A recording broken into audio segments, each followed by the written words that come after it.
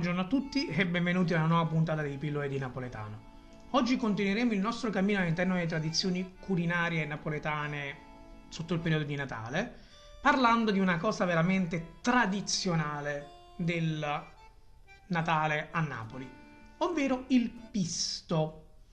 Il pisto napoletano è un insieme di spezie che viene utilizzato nella preparazione di molti dolci tradizionali della Campania ed è un miscuglio di spezie, proprio una ricetta precisa che è 15 g di cannella in polvere, 5 g di pepe, 5 g di noce moscata, 2 g di chiodi di garofano, 2 g di anice stellato e 2 g di semi di coriandolo.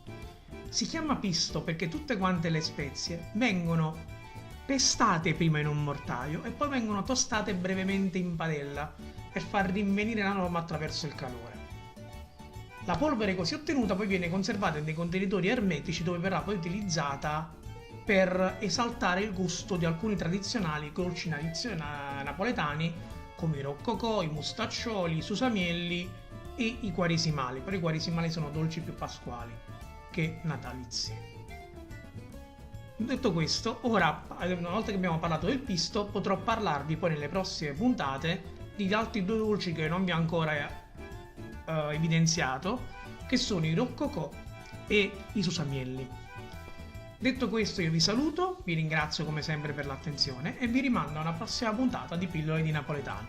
E come si dice sempre a Napoli, ciao brim!